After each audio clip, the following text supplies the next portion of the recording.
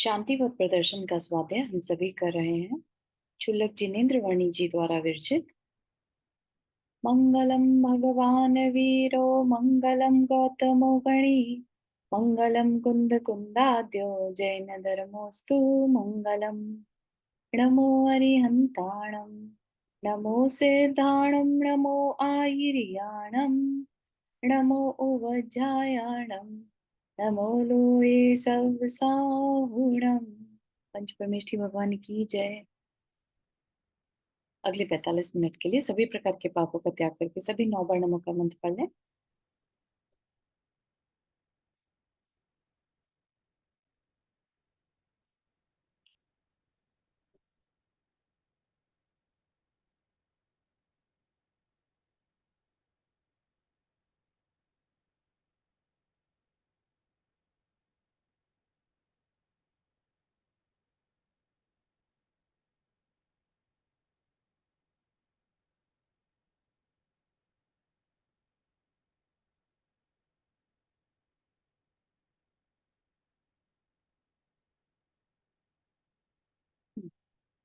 तो हमारा आज सेकंड चैप्टर नेक्स्ट चैप्टर शुरू होगा, जिसमें कि पहले चैप्टर में हमने देखा था not able to move the screen.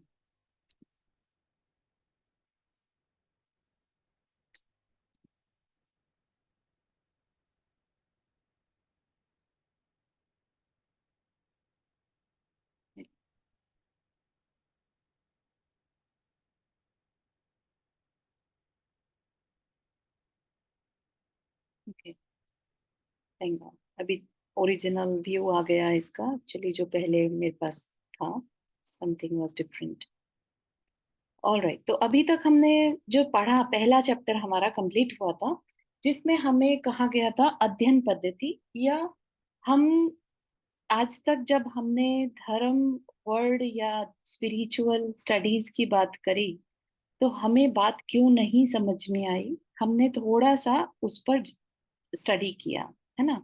वर्णी जी उसके बारे में बता रहे थे कि हो सकता है कि हमारा उद्देश्य क्लियर ना हो सकता है वक्ता बताने वाला ठीक से ना बता पा रहा हो, उसका खुद का कुछ इसमें इंटरेस्ट हो, या सुनने वाले में प्रॉब्लम हो, फोकस के साथ नहीं सुन रहा है, रेगुलर पेशेंस के साथ नहीं सुन रहा है, या उसका अपना खुद का कुछ पक्षपात हो, है ना। तो बहुत सारी चीजें हमने सीखी थी बात नहीं समझ आने के कारण।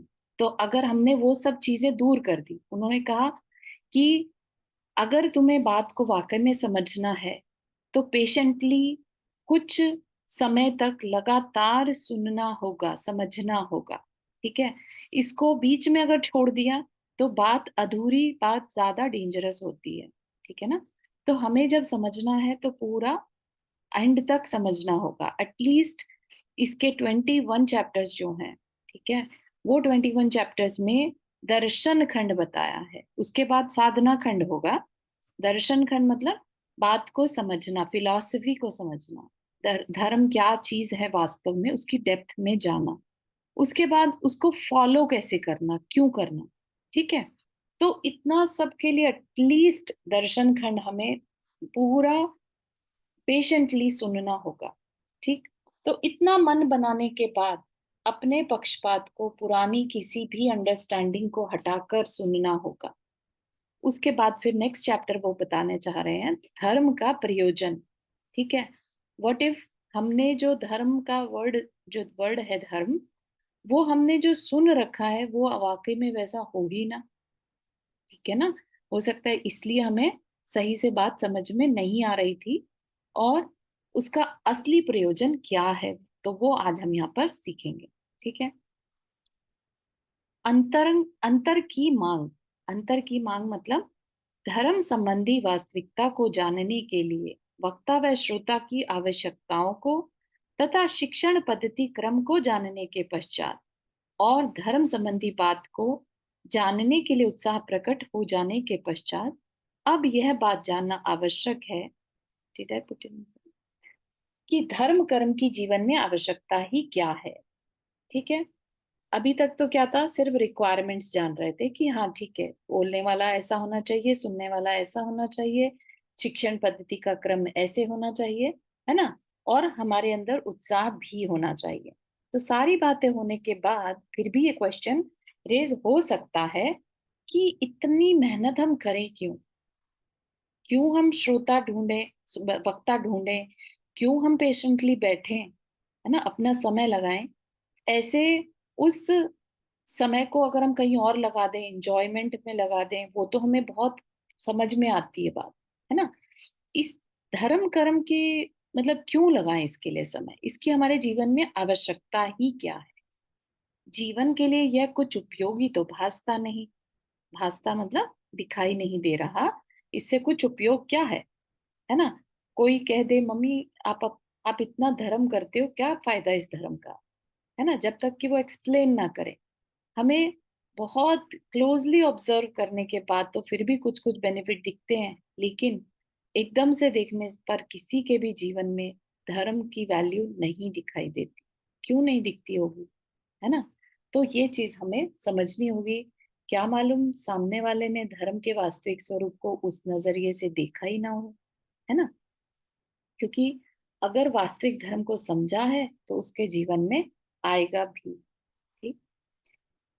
यदि बिना किसी धार्मिक प्रवृत्ति के ही जीवन बिताया जाए तो क्या हर्ज है? फिलॉसफर बनने के लिए कहा गया है ना मुझे। मतलब क्या कि यदि बिना किसी धार्मिक प्रवृत्ति के ही, भाई कोई हम धार्मिक क्रिया ना भी करें तो क्या हम जीवन अच्छे से नहीं बिता सकते, है ना? कई बार ऐसे दिखने में आता है ना कि धार्मिक व्यक्ति जो हैं और ज्यादा गुस्से में है, तकलीफ में है।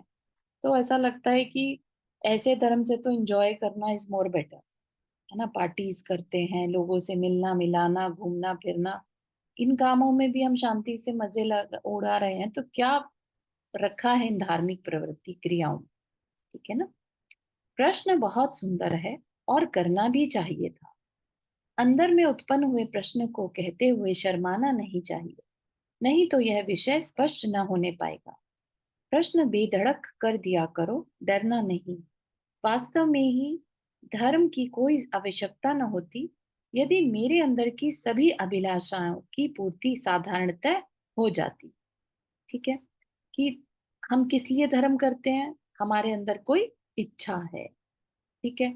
यहाँ तक अभी बात इतनी ही पकड़नी है। कोई भी पुरुषार्थ किसी प्रयोजनवश ही करने में आता है। तो धर्म की क्रियाएं जब हम कर रहे होते हैं, जिसे हम धर्म कहते हैं, उसके पीछे भी कहीं ना कहीं कोई प्रयोजन है।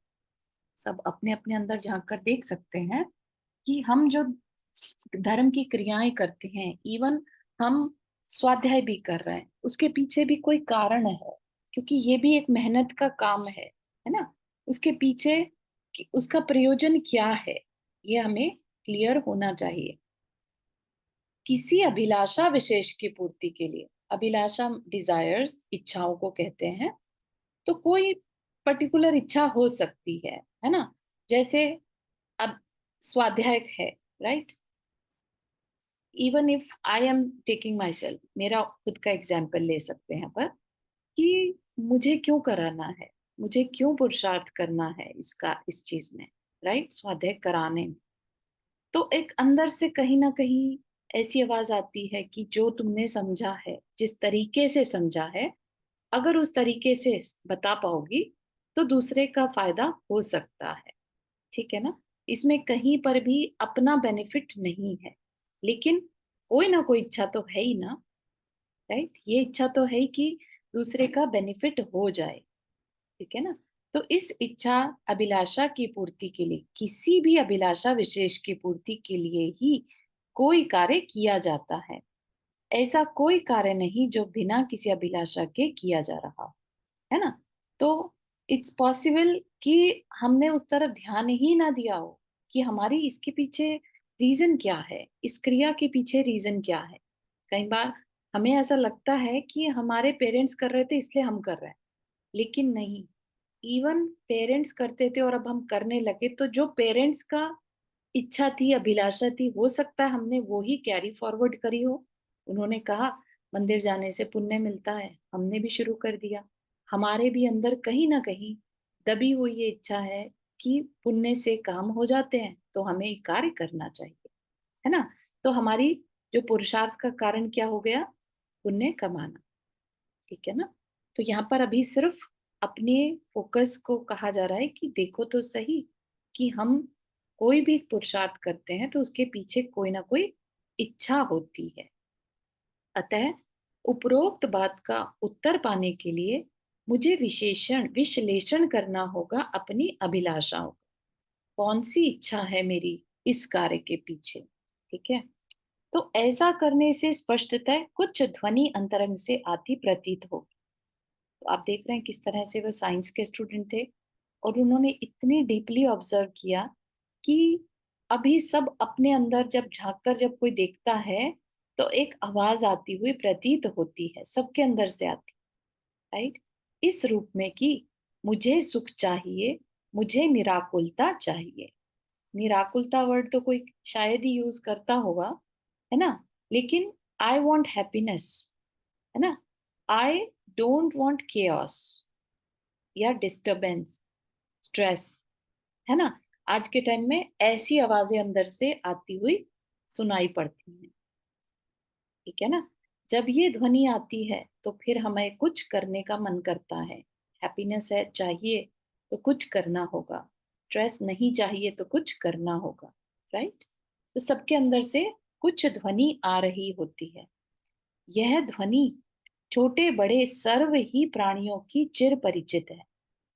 तो इवन वह जानवर भी हो ना तो उसको भी सुख चाहिए होता है। उसको सुख चाहिए, लेट से भूख लग रही है, भूख क्या है? दुख है।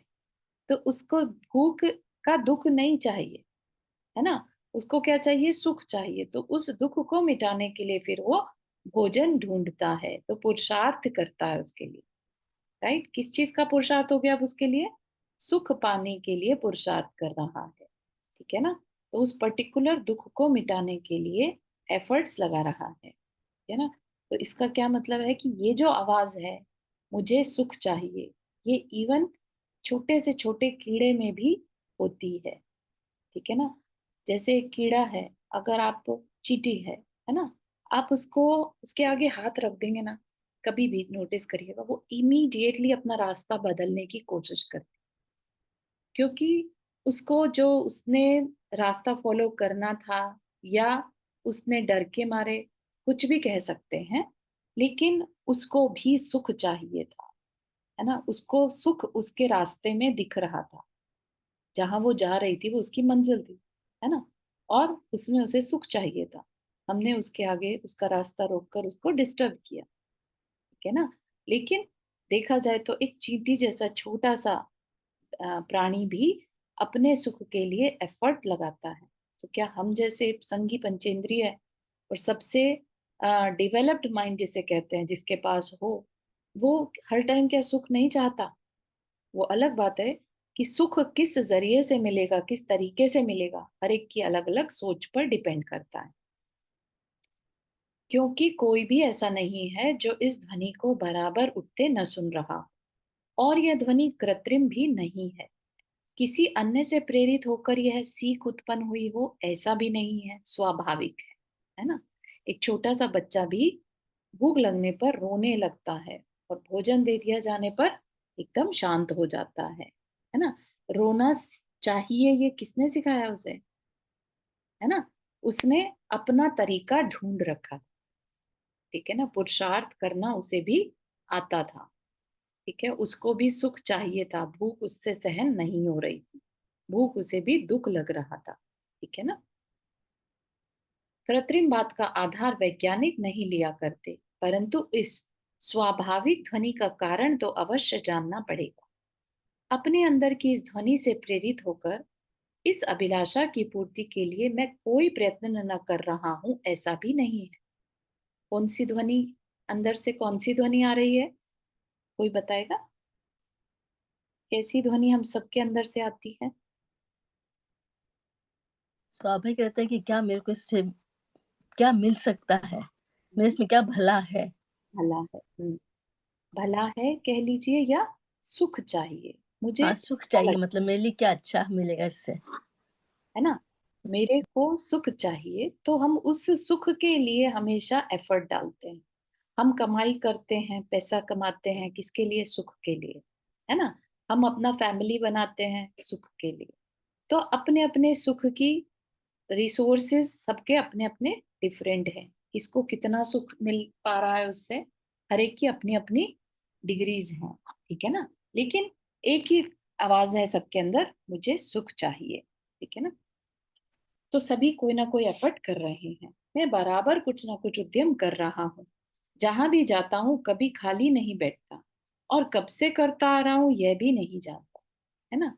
अपन भी अगर देखें आज हमारी एज, मिडिल एज कह लीजिए, 40 प्लस तो सभी होंगे यहाँ पर, और कोई कोई 50-60 की एज भी हो गई। आप पीछे मुड़कर देखें तो ऐसा नहीं लगता कि हम बस एवरी सिंगल डे इस सुख के लिए भाग रहे हैं। शांति से अगर कभी घर में भी बैठे हों, लेट्स से वर्क पे नहीं भी जाना, तो घर में घर के काम निपटाने में लगे हैं कि हमें ये पेंडिंग है इसलिए स्ट्रेस हो रहा था, इसलिए करके इसको खत्म करते हैं। कुछ टूट-फूट है उसको ठीक करके अच्छा लगेगा, है ना? कहीं बहुत टाइम से कहीं गए नहीं, चेंज ऑफ सीनरी नहीं हुई, तो कहीं जाके खुशी मिलेगी। समझ रहे हैं आप? तो बस हम सब इस चीज़ में भाग रहे हैं, इस खुशी के लिए, इस सुख की फीलिंग के लिए, ठीक है ना? परंतु इतना अवश्य जानता हूँ कि सब कुछ करते हुए भी, बड़े से बड़ा धनवान या राजा आदि बन जाने पर भी, यह ध्वनि आज तक शांत होने नहीं पाई है।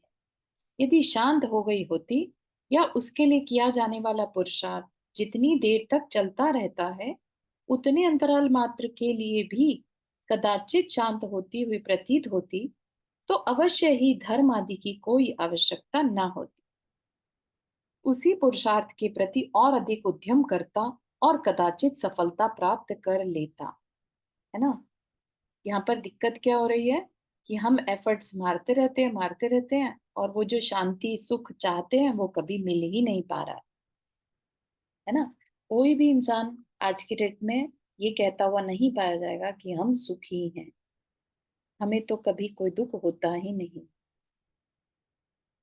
ठीक है ना? तो हम सबके अंदर फिर ये धर्म नाम की चीज की ओर हम मुड़ने लगते हैं। वह शांति की अभिलाषा ही मुझे बाध्य कर रही है कोई नया आविष्कार करने के लिए, जिसके द्वारा मैं उसकी पूर्ति कर पाऊं। आवश्यकता आविष्कार की जननी होती है। जरूरत है तो हम कुछ ना कुछ एफर्ट्स मारते हैं। उसी एफर्ट को क्या कहा? आविष्कार। आविष्कार क्या होता है? आविष्कार मतलब कुछ नया इन्वेंट कर देना, पहले जो कभी ना किया हो, और कुछ नया अपनी लाइफ में डिफरेंट कर लेना, ठीक है? वही आविष्कार है। इसी कारण धर्म का आविष्कार ज्ञानी जनों ने अपने जीवन में किया, और उसी का उपदेश सर्व जगत को भी दिया तथा दे रहे हैं। किसी स्वार्थ के कारण नहीं, बल्कि प्रेम व करुणा के कारण, कि किसी प्रकार आप भी सफल हो सकें अभिलाषा को शांत करने। अगर आपको ध्यान हो, इच्छा निरोध तपः, है ना? जो, और तप है निर्जरा का कारण, ठीक है ना? तो इच्छा निरोध, इच्छाएं ही हमारी रुक नहीं पा रही। हम बार बार इच्छा करते चले जा रहे हैं, अनादिकाल से हमारी वो इच्छाएं ही नहीं रुक रही। तो यहाँ क्या कहा? आप भी किसी प्रकार सफल हो सके अभिलाषा को शांत करने में। क्योंकि जब तक अभिलाषा है, इच्छाएं हैं अंदर, तब तक हम शांत नहीं हो सकते। तो उसके लिए हमें, जो हमारे आचार्य रहे, है ना, ज्ञानी जन रहे, उन्होंने प्रेम और करुणा के कारण, उसके बिना कोई किसी के लिए मैसेज नहीं छोड़, है ना? पेरेंट्स भी अपने बच्चों के लिए कुछ भी अगर मैसेज छोड़ते हैं तो out of love, out of उनकी वेल विश के कारण, कि बस तुम ना ऐसा करना, ये काम अपनी जीवन में कभी मत भूलना, हमेशा ऐसे जीना, वैल्यूज को कैरी फॉरवर्ड करना, जो भी चीज है, राइट? ये सब जो मैसेजेस दिए जाते हैं, सीख सिखाई जाती हैं, ट्रेडिशंस बताई जाती हैं, किस कारण से? प्रेम और करुणा के कारण, क्योंकि हमें उनसे अटैचमेंट है। लेकिन यहाँ पर जो ज्ञानी जन है उनको एज सच कोई अटैचमेंट नहीं है, लेकिन उन्हें क्योंकि प्राणियों के कल्याण की भावना है, उसको ध्यान में रखकर उन्होंने हम सबको ये सारी जानकारी दी कि कैसे करें उस अभिलाषा को शांत। ठीक, तो क्या कहा, विज्ञान विधि किस प्रकार किया उन्होंने यह आविष्कार, उन्होंने किसने, ज्ञानी जनों ने। कहाँ से सीखा इसका उपाय, कहीं बाहर से नहीं, अपने अंदर से। ठीक है ना, क्योंकि हाँ, भले गुरु भी हो, लेकिन गुरु शिष्य को एक्सपीरियंस नहीं दे सकता। शिष्य करता है और गुरु उसका रिजल्ट टेस्ट करता है कि भाई हाँ ये तुमने ठीक से किया, अच्छा ऐसा रिजल्ट आया तो इसका मतलब तुमने उसको ठीक से कर लिया, नहीं तो दोबारा से ट्राई करो, है ना। इस तरीके से करते करते करते जब तक जीवन पूरी तरह परिवर्तित ना हो जाए, जब तक कि जीवन में पूरा शांति ना आ जाए, करते रहे, और जब आ गई तो फिर उन्होंने उसका तरीका जो था सबके साथ शेयर किया। उपाय ढूंढने का जो वैज्ञानिक ढंग है, उसके द्वारा उपाय ढूंढने का वैज्ञानिक व स्वाभाविक ढंग यद्यपि सबके अनुभव में प्रतिदिन आ रहा है, पर विशेष विश्लेषण न करने के कारण सैद्धांतिक रूप से उसकी धारणा किसी को नहीं। क्या कह रहे हैं कि उपाय ढूंढने का वैज्ञानिक व स्वाभाविक ढंग, उपाय किस चीज का, कि आविष्कार करना कैसे है, ये उपाय ढूंढना है। ठीक है, अब हम सब लोग जो हैं उस चीज को फॉलो तो करते हैं लाइफ में, ठीक है, वैज्ञानिक ढंग को फॉलो करते हैं, लेकिन डे टू डे की चीजों पर, ठीक है, शांति को पाने के लिए करते हो ऐसा नहीं। ठीक है, तो ये क्या कहा जा रहा है कि हम उसे प्रतिदिन अनुभव तो करते हैं, लेकिन विश्लेषण न करने के कारण सैद्धांतिक रूप से उसकी धारणा किसी को नहीं है।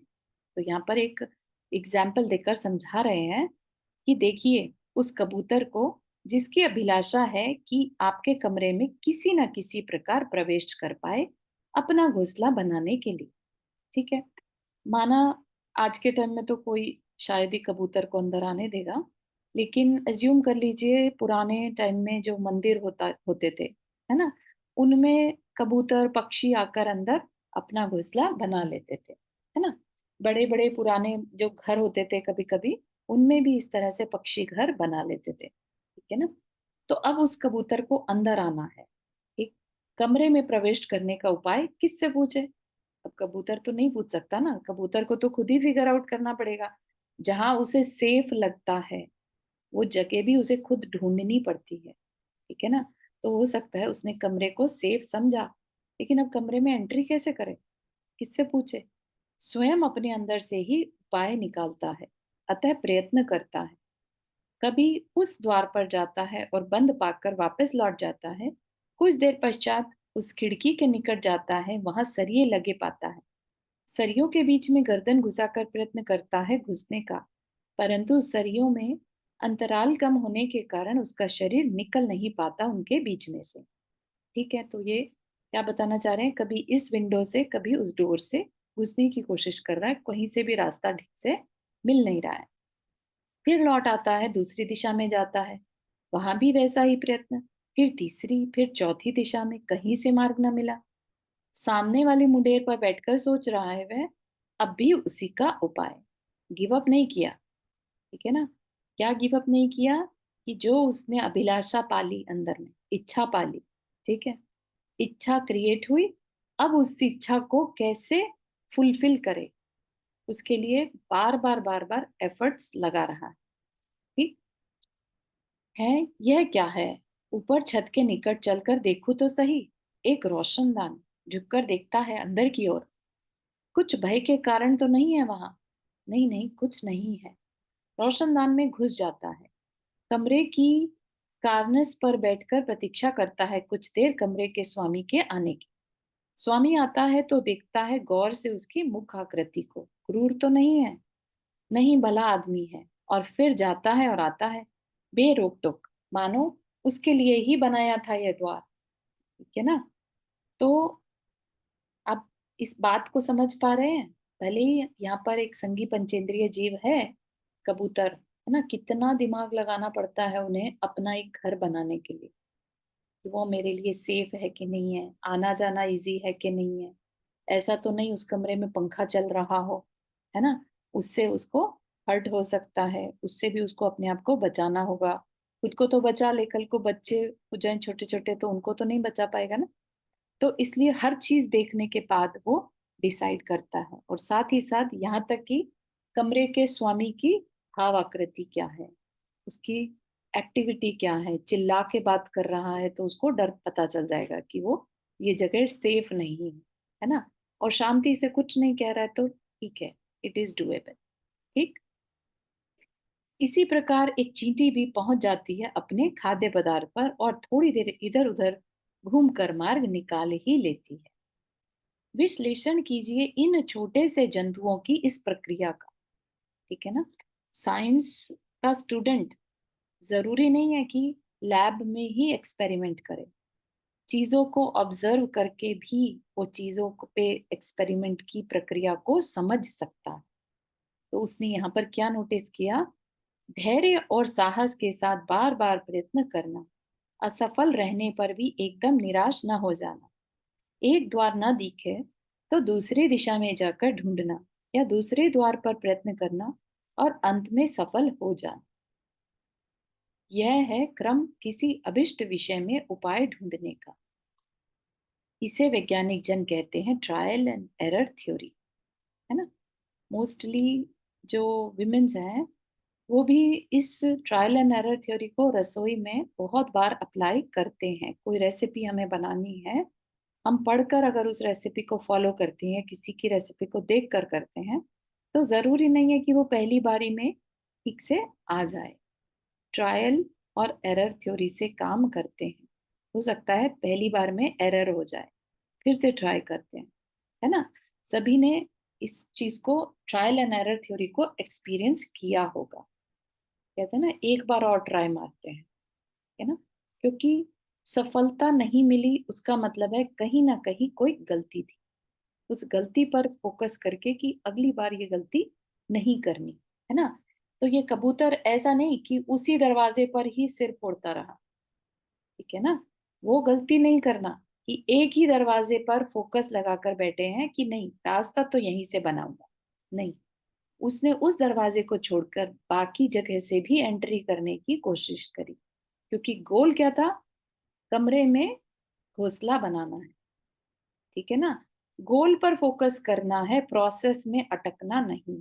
यहाँ पर ये बात कहना चाह, गोल है और अगर हमारा गोल अचीव नहीं हो रहा है, तो इसका मतलब हमारी प्रोसेस में कहीं प्रॉब्लम है। हम उसको थोड़ा-सा ट्विच करके देखें, एडजस्ट करके देखें। ठीक है ना? बात समझ में आ रही है? कितनी अ, डे टू डे की चीज़ें करते हैं हम, लेकिन उसको हम अपने जीवन के सबसे इम्पोर्टेंट पहलू जो है ना? सुख पर अप्लाई नहीं करते। ठीक है ना? यहाँ पर क्या कह रहे हैं? ट्रायल एंड एरर थ्योरी क्या है? सफल ना होने पर प्रयत्न की दिशा घुमा देने का सिद्धांत। आप स्वयं भी तो इस सिद्धांत का प्रयोग कर रहे हैं अपने जीवन में। कोई रोग हो जाने पर आते हो वैद्यराज के पास, औषधि लेते हो, 3-4 दिन खाकर देखने के पश्चात कोई लाभ होता प्रतीत नहीं होता, तो वैद्य जी से कहते हो औषधि बदल देने के लिए। यदि उसमें भी यदि काम न चले तो पुनः वही क्रम, फिर से औषधि बदल देंगे, है ना? करते रहते हैं ना, हर एक चीज में हमारे ट्रायल एंड एरर थ्योरी बसी हुई है। हम गिव अप नहीं करते जल्दी से, ठीक है ना? लेकिन इस थ्योरी को हम अपनी सही दिशा में नहीं लगा पाते, और अंत में 3 बार औषधि बदली जाने पर मिल ही जाती है कोई अनुकूल औषधि। इस प्रक्रिया का विश्लेषण करने पर भी उपरोक्त ही फल निकलेगा। बस यही वह सिद्धांत जो यहाँ शांति प्राप्ति के उपाय के संबंध में भी लागू करना है। किसी अनुभूत व दृष्ट विषय का विश्लेषण करके एक सिद्धांत बनाना, जैसा कि यहाँ पे एक सिद्धांत बनाया ट्रायल एंड एरर थ्योरी, ये तरीका नहीं हो रहा है तो दूसरे तरीके से काम करना, ठीक है? तथा उसी जाति के किसी अनुभूत व अदृष्ट विषय पर लागू करके अभिष्ट की सिद्धि कर लेना ही तो वैज्ञानिक मार्ग है। कोई नवीन खोज करने का, शांति की नवीन खोज करनी है तो उपरोक्त सिद्धांत को लागू कीजिए। ठीक है, अपने जीवन में झांक कर देखा कि अरे, हम इतना अच्छा खाना बना लेते हैं, हमने कैसे सीखा? क्या जन्म से ही हम खाना बनाते आ रहे हैं? या ऐसा कभी नहीं हुआ कि हमसे भी गलती हुई हो? है ना?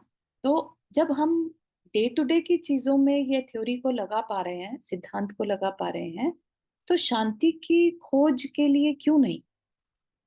जब तक वो हमारी लाइफ में शांति नहीं आ जाती, ठीक है ना, हम ट्रायल एंड एरर थ्योरी को लगाते रहें। एक तरीके से नहीं हो सकता है कि किसी को स्वाध्याय में रुचि हो, किसी को मंदिर जाकर पाठ पूजा करने में रुचि हो, किसी को मेडिटेशन में रुचि हो, है ना? सबका गोल क्लियर होना चाहिए। और एक तरीके से अगर नहीं मिल पा रही है, तो अपनी एरर को देखें और उसको दूसरा तरीका अपनाने की कोशिश करें। ठीक है ना? एक प्रयत्न कीजिए, यदि सफल ना हो तो उस प्रयत्न की दिशा घुमाकर देखिए। फिर भी सफलता न मिले तो पुनः कोई और प्रयोग कीजिए और प्रयोगों को बराबर बदलते जाइए जब तक कि सफल ना हो जाए। ठीक है? सत्य पुरुषार्थ। अच्छा, एक क्वेश्चन यहाँ पर मेरा यह है कि अभी तक हमने जितना भी विषय पढ़ा, कहीं पर भी आपको ऐसा लग रहा है कि ये जिनेंद्र वर्णी जी अपने जैन धर्म को प्रमोट करने के लिए कर रहे हैं? सिर्फ कि मेरी बात सुनो, मेरी बात ही सही है, ऐसा कहीं पर भी फीलिंग आ रही है?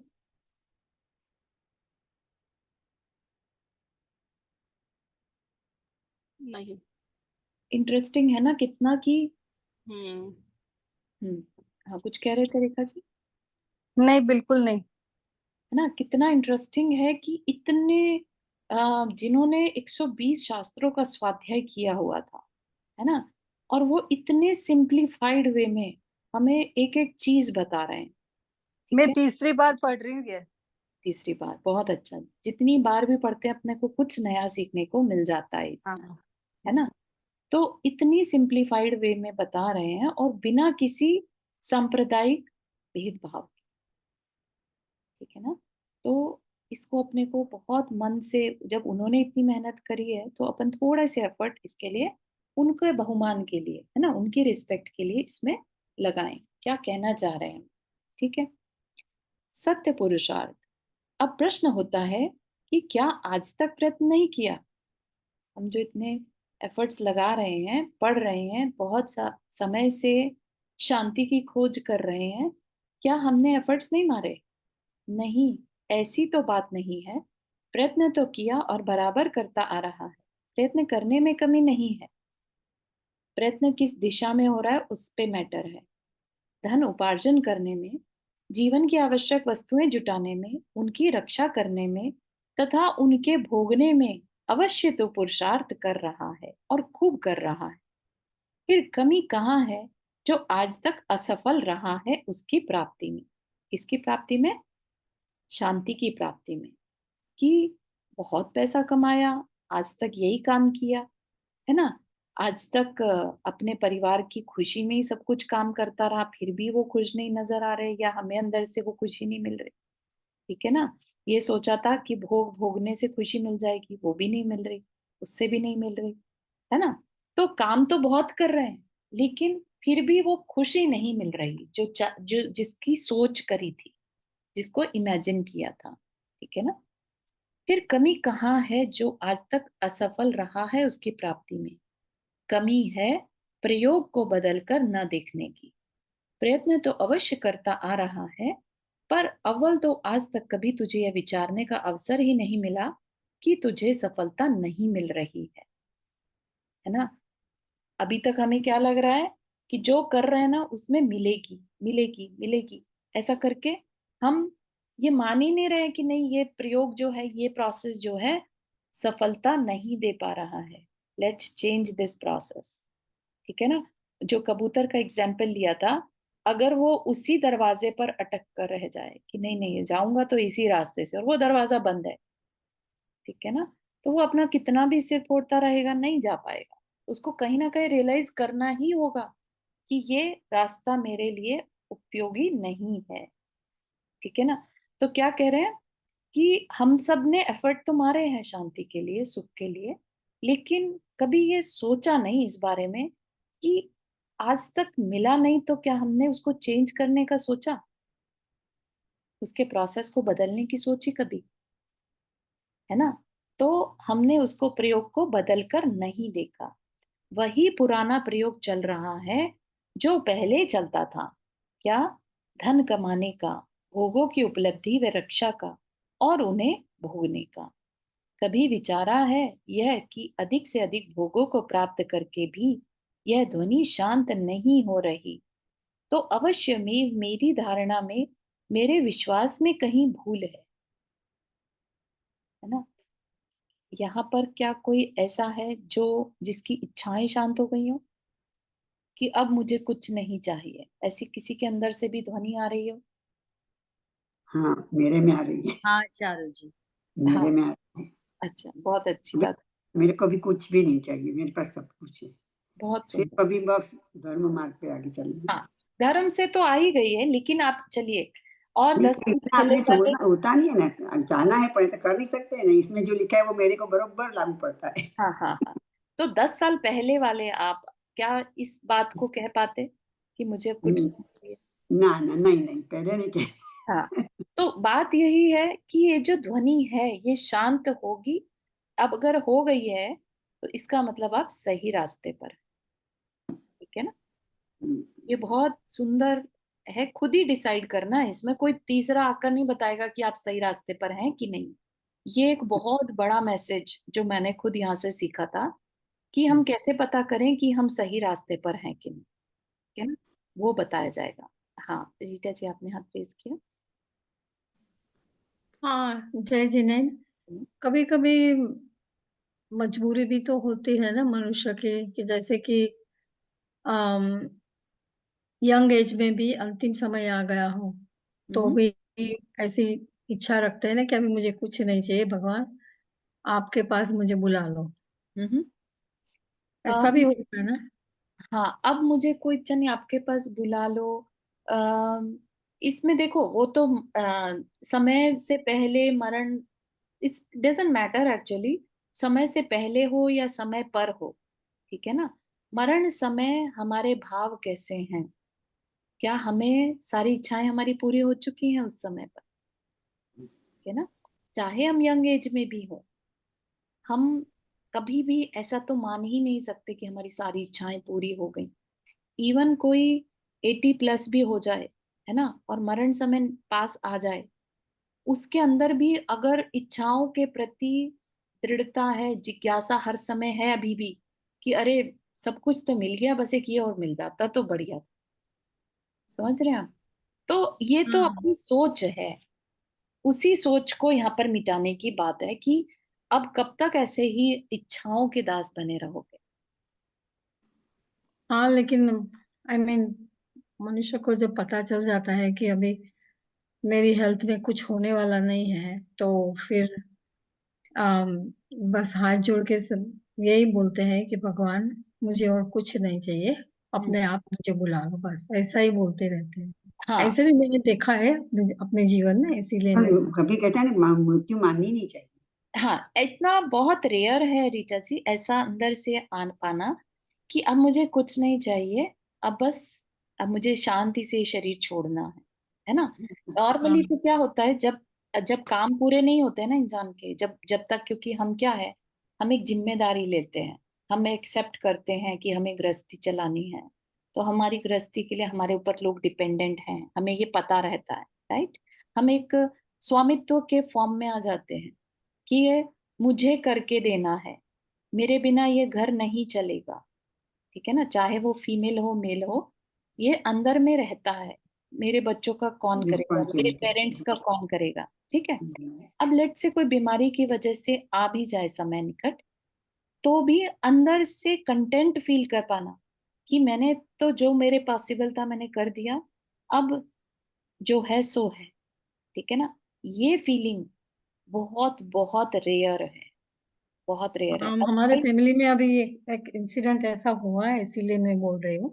हाँ, तो बहुत फॉर्चुनेट होंगे जो भी हैं, उनका पुरुषार्थ काम आया, हाँ, जिनके उन्होंने अब संलेखना भी ले ली थी, समाधि वर्ण किया। हाँ, तो फिर वो रेडी थे बेसिकली हाँ उन चीजों के लिए कि मेरा मरण समय आया तो मुझे ऐसे करना है। हाँ, 4 प्रकार का आहार का त्याग कर दिया था बहुत सुंदर, बहुत ही ब्यूटीफुल। और सैया का भी त्याग कर दिया था। हाँ, बेड में ऐसा नहीं हो जाए सोते तो थे। सभी के लिए दी बेस्ट है एक्चुअली। एंड ठीक ही है, वाज ओनली 51 years old। हाँ, बहुत सुंदर एग्जाम्पल आपने किया कि यंग बीमारी के वजह हुआ कि ऐसे हुआ? बीमारी लग रही है ना? तो ऐसा लास्ट मिनट पे ऐसा सब छोड़ पाना इतनी यंग एज में बहुत था। बड़ी अचीवमेंट है रीटा जी एक्चुअली। बहुत बहुत अनुमोदना जिन्होंने भी आपके घर में ऐसा किया। ऐसा सबको इतनी नहीं होता है। मेंटल स्टेट मिले, है ना? सबको ऐसा ठीक है ना, बहुत हाँ रेयर है ये। या ठीक है, तो मेजोरिटी तो क्या रहता है कि धन कमा लिया, भोगों की उपलब्धि, रक्षा, उनको भोगने का, यही बस हम सोचते हैं इससे हमें शांति मिल जाएगी। ठीक है ना? कभी विचारा कि अधिक से अधिक भोगों को प्राप्त करके भी यह ध्वनि शांत नहीं हो रही। ठीक है ना कहीं तो भूल हो गई। धन या भोग शांति की प्राप्ति के उपाय ही नहीं है। ठीक है, तो यहाँ पर एक सिद्धांत बना दिया कि धन या भोग शांति की प्राप्ति के उपाय नहीं है। धन से किसी को शांति मिली हो आज तक? ऐसा कभी नहीं हुआ। अगर ऐसा होता तो तीर्थंकर नहीं त्यागते। ठीक है ना? यदि ऐसा होता तो अवश्य ही मैं शांत हो गया होता।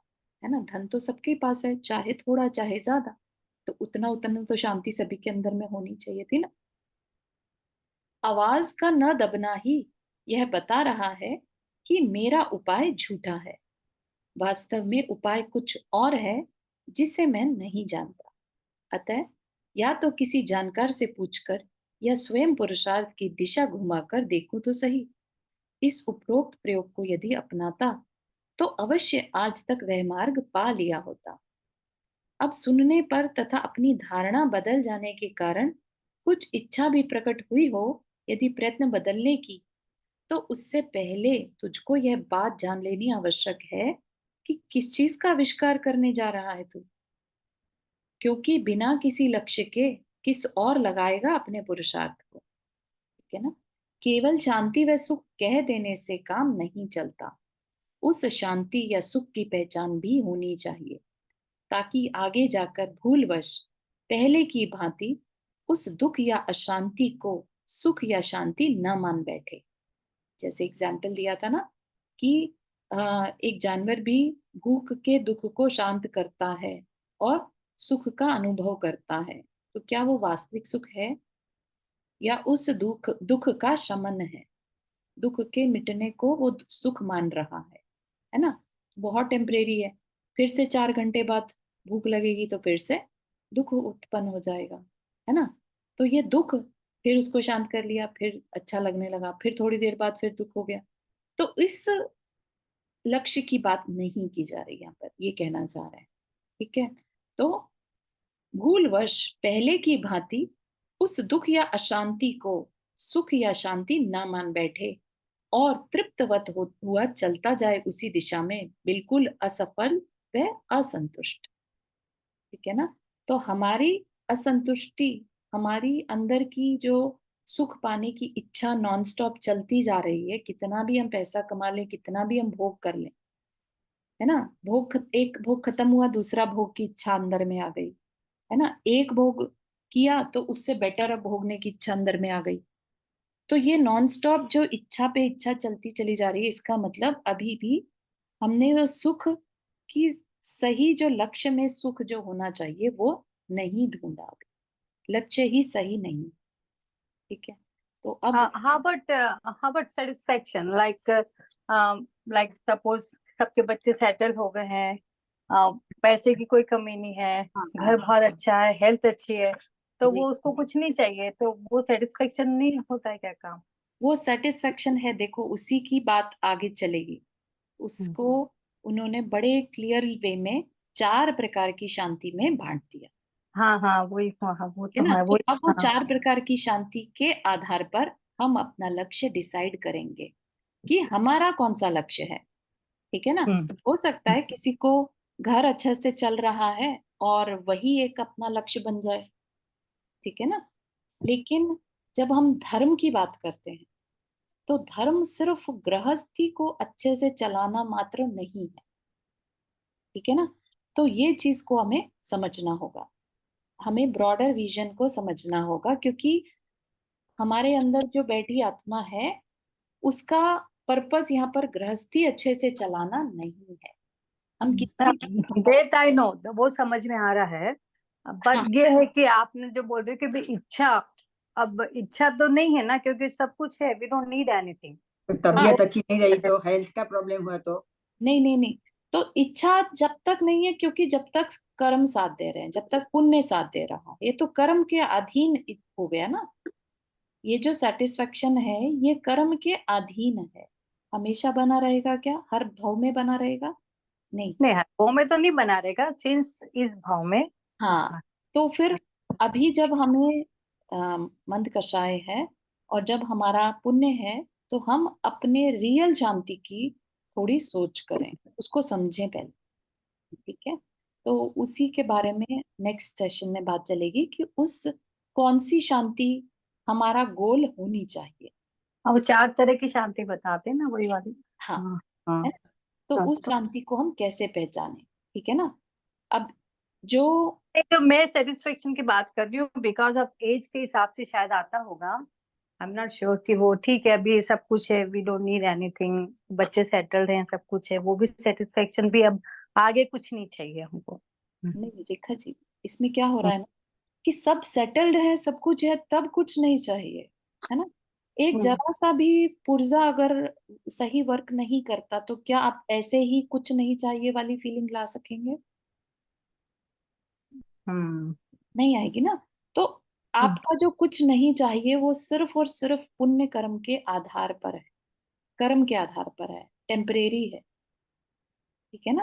आपको बैंक बैलेंस में, पुण्य के बैलेंस में क्या है किसी को नहीं मालूम, या है ना। तो इसलिए अपने को ऐसी शांति की बात बताई जाएगी जो कर्म के बेस पर ना हो।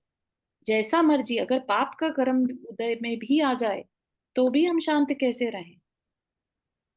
ठीक है ना। हम हर समय ऐसी इच्छा ना रखें कि बस मेरा सब कुछ अच्छा चलता रह जाए, यानी मेरे बस पुण्य का उदय चलता रहे। हाँ, वो तो ऐसी खैर कल इच्छा तो नहीं किसी कर ने नहीं देखा, कल क्या होगा। हाँ सकते। राइट। हाँ, तो ये भी एक इच्छा है कि बस मेरे पुण्य का उदय चलता रहे ताकि मैं सेटिस्फाई फील करता रहूं। हम्म अपने को यहाँ पर और ब्रॉडर सेंस में जो हमारी कैपेसिटी है, हमारी कैपेसिटी तो सातिशय पुण्य, ऐसा पुण्य कमा लेने की है जिससे कि हम इस आत्मा को अपने वास्तविक सुख को पा सकते हैं। ठीक है ना। तो जो कि कर्म पे अधीन नहीं है। ठीक है ना। जैसे मुनि महाराज है ना, मुनि महाराज तकलीफ आई तो और सब कुछ अनुकूल है तो दोनों में समता रखे हुए हैं, है ना। कुछ मिला तो नहीं। या सहजता एंड समता आएगी तो बहुत शांति, मीन्स हाँ, तो वो जो वैराग्य ही सुख प्राप्त है, हो जाएगा। हाँ, वो जो सुख है और एक हम लोग का सुख है, उसमें हाँ, बहुत डिफरेंस बहुत डिफरेंस है या है ना। हमारा सुख हमेशा ऐसा रहता है जिसमें अंदर में डर बना रहे, कहीं ये छिन ना जाए, कहीं कुछ हो ना जाए, फ्यूचर के बारे में हमारे अंदर एक डर बना ही रहता है। लेकिन क्या मुनि महाराज सोचते हैं कि कल को आहार नहीं मिला तो क्या होगा? नहीं। उनका जो शांतपना है, सुख है, वो डिपेंड नहीं करता कल को कुछ मिलेगा या नहीं मिलेगा। तो वो चीज को सीखना है, अपन वहां नहीं पहुंचे अभी तक, है ना। बहुत बड़ी प्रैक्टिस है और यही धर्म का प्रयोजन है। ठीक है ना। तो अपन इसको शांति की पहचान करेंगे और फिर देखते हैं कि हम कितना पुरुषार्थ उस डायरेक्शन में कर पा रहे हैं। ठीक है ना। सब एक ही स्पीड से चल पाएंगे जरूरी नहीं है, सबके पुण्य एक ही बैलेंस में सबके सेम पुण्य जरूरी नहीं है। किसी की लाइफ में ज्यादा अभी कष्ट चल रहा हो सकता है ना, और किसी की लाइफ में अच्छा समय चल रहा हो। सब अपने अपने हिसाब से है, लेकिन अपना गोल हम चेक करें कि वास्तविक गोल क्या है हमारा, ठीक है ना? सहन करने का, सहन शक्ति का, अपने पास पेशेंस नहीं है ना जो सहन करने की। थोड़ा भी दुख आता है तो रोने लग जाते हाँ, हैं। वो वही के हाँ, लिए बहुत सारी चीजें बताई हम्म, जाएंगी actually. Most of the time हम लोग आर्थिक परिस्थिति को ही सुख मान लेते हैं। आर्थिक सुख नहीं पर मेंटली भी चाहिए ना। नहीं नहीं, most of the time I am saying आर्थिक परिस्थिति, हमको सब कुछ मिल गया है तो हम उसको सुख मान लेते हैं। हाँ, क्योंकि हमारे दिमाग में वही डाला गया ना कि हाँ पैसे है तो सब कुछ है, हाँ, हमें लगता है कि पैसे से हम सब कुछ खरीद सकते हैं। जब बट तक डू नहीं नॉट, होते तब तक ऐसा लगता है, आने के बाद नहीं लगता है ना। हाँ, आने के बाद फिर अंदर से आ जाता है, अरे इससे इतने से क्या होगा, और चाहिए। तो कभी कभी सत्ता की भी इच्छा होती है, बहुत लोभ होता है। बहुत चीजें हैं, उसकी डिटेल में अपन धीरे धीरे जैसा जैसा बताते जाएंगे वैसा वैसा जानते रहेंगे। हाँ अब बिल्कुल, इतना ही रखते हैं। बहुत बढ़िया। हाँ, ये तो अलग ही तरह का शास्त्र जी है एक्चुअली। इसको अगर अपन ने बहुत मन से पढ़ लिया ना तो लाइफ में चेंज आए बिना नहीं रहेगा। हाँ बिल्कुल, वही चाहिए अपने को। और हाँ, आप इतनी शांति से पढ़ा रहे हो ना हमको। नहीं नहीं, ऐसा कुछ नहीं है, सब शांति से सुन रहे हैं, यही बड़ी बात है। चलिए, thank you. Thank you. Interest पड़ेगा तो सुनने में। जिनवानी स्तुति। जवानी के ज्ञान से सूझे लो कालो, सोवाणी मस्तक धरो सदा देत हो दो। हे जिनवाणी भारती तो ही जपो दिन रैन, जो तेरा शरणा गई सो पावे सुख चैन। बाबा नमः।